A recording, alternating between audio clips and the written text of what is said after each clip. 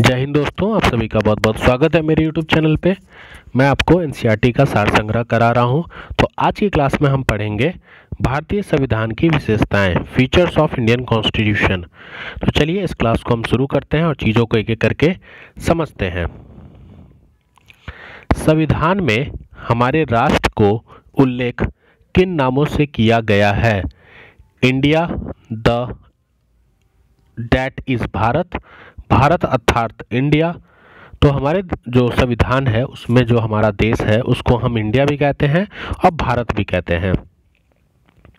भारतीय संविधान के किस प्रकार की शासन प्रणाली की व्यवस्था की गई है? तो भारतीय संविधान में हमारी जो शासन प्रणाली है वो कैसी है? संसाधनात्मक, ठीक है, संसद के द्वारा, ठीक है, जिसमें विधायिका का कार्यपालिका पर नियंत्रण होता है। तो यहाँ पर संसद शासन व्यवस्था के द्वारा जो संसाधनात्मक व्यवस्था है उसके द्वारा विधायिका का कार्यपालिका पर नियंत्रण होता है।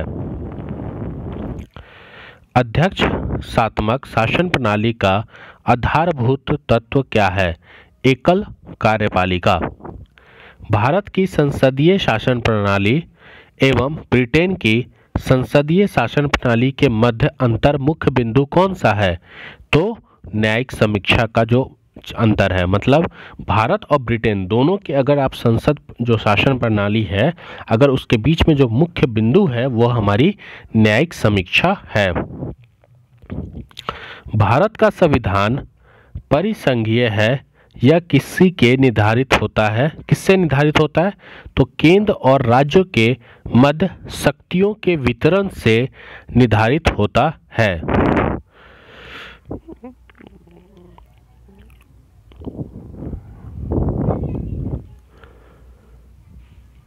आगे यहाँ देखिए, यहाँ पर भारतीय संविधान के मूल्य दिए गए हैं। तो भारतीय संविधान के क्या क्या मूल्य हैं? तो सबसे पहला स्वतंत्रता है, दूसरा समानता, तीसरा भ्रातृत्व, चौथा संप्रभुता, समाजवादी, पंथनिरपेक्ष और लोकतांत्रिक। तो ये हमारे देश के संविधान के कुछ मूल्य हैं। आगे बढ़ते हैं, चीज़ों को और समझते हैं। नीति निर्देशक तत्वों तथा मूल अधिकारियों को संविधान की आत्मा, कॉन्सिक्वेंस ऑफ द कॉन्स्टिट्यूशन किसे कहते हैं? किसने कहा था? तो यह पूछा है ग्रेनविल ऑस्टिन ने। तो ग्रेनविल ऑस्टिन ने हमारे देश के जो मूल अधिकार हैं संविधान के उसको कॉन्सिक्वेंस ऑफ द कॉन्स्टिट्यूशन कहा था, संविधान की आत्मा कहा था। किसे? नीति निर्देशक तत्वों को और मूल अधिकारों को। किसने? ग्रेनविल ऑस्टिन ने। मूल संविधान के मूल कितने अनुच्छेद और कितनी अनुसूचियां थीं? तो 395 अनुच्छेद थे और 8 अनुसूची थी जो बढ़कर 12 हो गई। सर्वप्रथम कांग्रेस के किस अधिवेशन में जन गण मन गाया गया था? तो कलकत्ता अधिवेशन वर्ष 1911 में जन गण मन गाया गया था। राष्ट्रीय गान नेशनल एंथम के गायन का मानक समय कितना है? तो 52 सेकंड है। भारतीय संविधान की जटिलता के कारण इसे वकीलों का स्वर्ग, लॉयर पैराडाइज कहा जाता है। ठीक है, आगे बढ़ते हैं।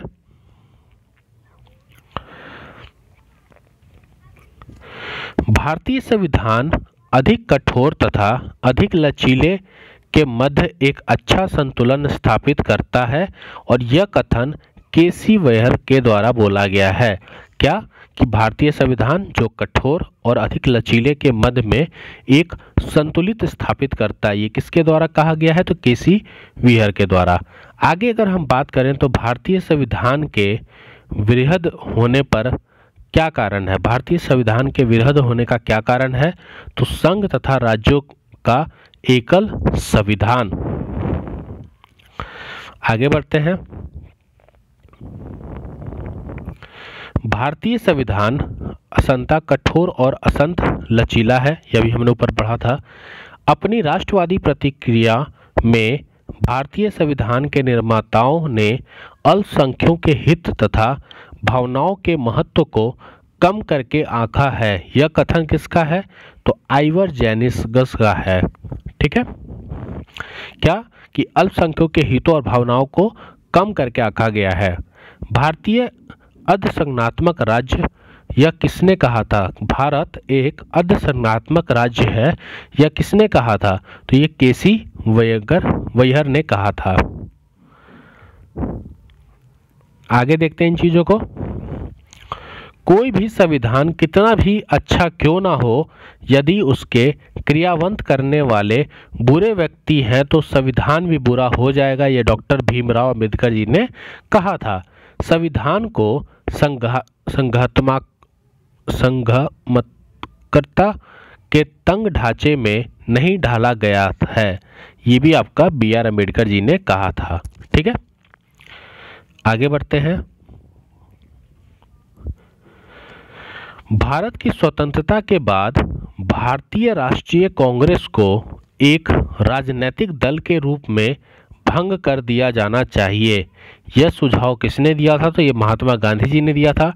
क्या ऐसा हुआ था? नहीं हुआ था, इसलिए महात्मा गांधी जी इससे आफ्टर इंडिपेंडेंस साइड हो गए थे। भारतीय संघवाद को सहकारी संघवाद जिसे कोऑपरेटिव फेडरेशन किसने कहा था? तो भारतीय संघवाद को कोऑपरेटिव फेडरेशन कहा था ऑस्टिंग ने, जी ऑस्टिंग ने। अध्यक्षात्मक शासन प्रणाली में कार्यपालिका की समस्त शक्तियां किसके निहित होती हैं? तो राष्ट्रपति के निहित होती हैं। आगे बात करते हैं। मौलाना अब्दुल कलाम आज़ाद ने संविधान सभा में वयस्क जिसे एडल्ट फ्रेंचाइज कहते हैं को 15 वर्ष के लिए स्थगित करने की बात कही थी। तो किसने कही थी एडल्ट फ्रेंचाइजी को 15 वर्ष के लिए स्थगित करने की बात? मौलाना अब्दुल कलाम आज़ाद ने। ठीक है, आगे बढ़ते हैं। भारत की राष्ट्रीय पशु नेशनल एनिमल कौन सा है? तो ये आपको पता है, बाघ है। राष्ट्रीय पुष्प फ्लावर हमारा कमल है। और राष्ट्रीय पक्षी हमारा क्या है? तो ये मोर है। और राष्ट्रीय ध्वज हमारा नेशनल फ्लैग आपको पता है, इसमें कितने तीलियां हैं, स्पोक्स हैं? तो 24 हैं। अब यहाँ पर एक चीज़ है, इसको देख लीजिए। एस.आर. बोमई बनाम भारत संघवाद 1994 में उच्चतम न्यायालय ने कहा कि भारतीय संविधान एक परिसंघनात्मक संविधान है। किसके बीच में? एस.आर. बोमोई बनाम भारतीय संघवाद 1994। अब हमारा दूसरा टॉपिक है important subject of 7th schedule, 7वीं अनुसूची के प्रमुख विषय। तो चलिए इसको भी हम देखते हैं और इसको भी पढ़ते हैं। सबसे पहला है भारतीय संविधान के अंतर्गत सिविल प्रक्रिया संहिता किस सूची पर विषय है? तो ये समवर्ती सूची पर। ठीक है, जनसंख्या नियंत्रण और परिवार नियोजन तथा आपराधिक मामले में भारतीय संविधान की समवर्ती सूची में सम्मिलित है। तो याद रखिएगा किसमें सम्मिलित है? तो समवर्ती सूची में सम्मिलित है। कौन सा? जनसंख्या नियंत्रण, परिवार नियोजन और आपराधिक मामलों में। शिक्षा किस सूची में विषय है? तो ये आपका समवर्ती सूची में है, क्योंकि शिक्षा स्टेट गवर्नमेंट और राज्य सरकार दोनों देखती, राज्य सरकार केंद्र सरकार दोनों देखती है। शिक्षा प्रारंभ में राज्य सूची का विषय था। इसे 42वें संशोधन 1976 के तहत समवर्ती सूची में स्थानांतरित कर दिया गया था। भूमि सुधार किस सूची के अंतर्गत आता है? तो भूमि सुधार हमारा राज्य सूची के अंदर आता है। रेलवे पुलिस किस सूची के अंदर आती है? तो ये भी राज्य पुलिस के अंदर आती है आपकी रेलवे पुलिस। बाकी इधर देख लेते हैं, फिर नीचे वाली चीज़ों को देखेंगे। अगर हम बात करें आर्थिक नियोजन की, इकोनॉमिक प्लानिंग की, तो इकोनॉमिक प्लानिंग हमारा समवर्ती सूची के अंतर्गत आता है, क्योंकि राज्य सरकार अपना अलग प्लानिंग करती है और केंद्र सरकार अपना अलग प्लानिंग करती है। कृषि भारतीय संविधान के किस सूची के अंतर्गत आता है? तो ये राज्य सूची के अंतर्गत आता है। पंचवर्ती राज्य जो है ये भी राज्य सूची के अंतर्गत आता है। दंड प्रक्रिया जिसे भारतीय संविधान सभा की 7वीं अनुसूची के सूची नंबर 3 और समवर्ती सूची में शामिल किया गया है। कौन सा आपका?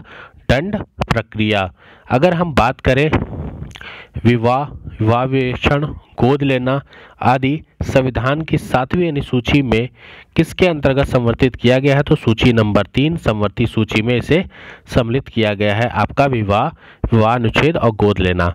अब हम तीनों सूचियों से संबंधित कुछ प्रमुख विषय हैं, इनको देखते हैं और इनको एक एक करके समझते हैं, और क्वेश्चन यहीं से आता है, तो ये चीज़ आप थोड़ा सा ध्यान रखिएगा। क्वेश्चन आपसे, जैसे अगर हम यूनियन लिस्ट की बात करें, संघ सूची की, यहाँ पर राज्य सूची और यहाँ पे कॉन्करेंट लिस्ट है, तो देख लीजिए।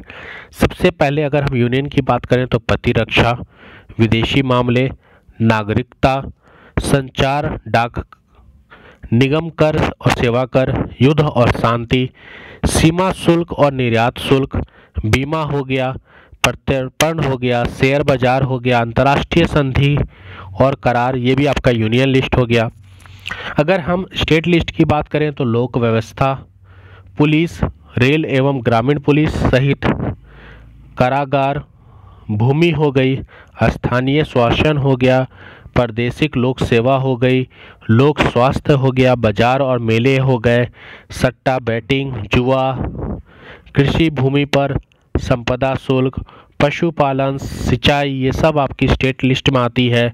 कॉन्करेंट लिस्ट वह लिस्ट होती है जिस पर राज्य सरकार और केंद्र सरकार दोनों का मतलब दोनों लॉ बना सकती है, और जब केंद्र सरकार और राज्य सरकार अगर दोनों इस पर लॉ बना दे तो फॉलो किसका होता है, केंद्र सरकार का फॉलो होता है। तो चलिए इसको देखते हैं।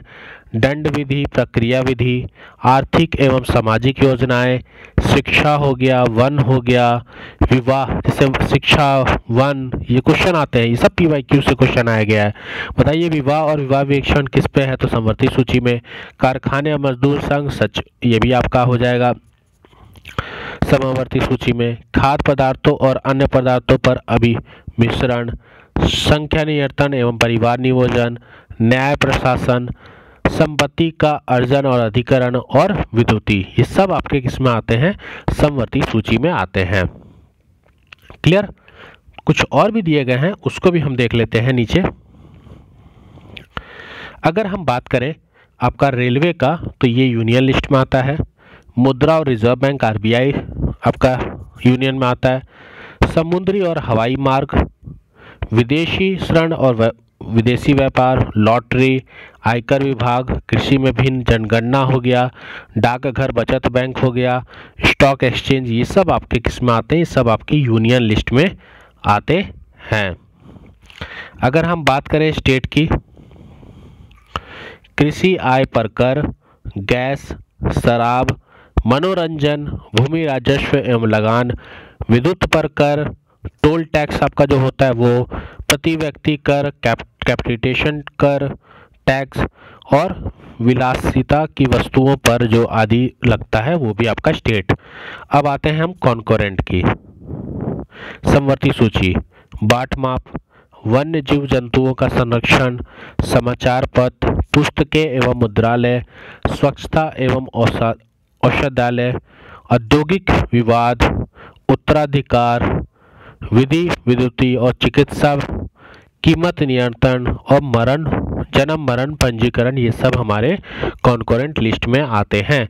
वर्तमान में अगर बात करें तो संघ सूची में कितने विषय हैं, तो संघ सूची में 100 विषय हैं आपके, राज्य सूची में आपके 61 विषय हैं, और समवर्ती सूची में 52 विषय हैं। तो आप ऐसे करके भी याद कर सकते हैं। तो ये देख लीजिएगा, अगर आपसे कोई पूछ दे कि संघ सूची में कितने विषय हैं, तो संघ सूची में 100, राज्य सूची में 61, संघ सूची में 100, राज्य सूची में 61, और आपका समवर्ती सूची में टोटल 52 विषय हैं।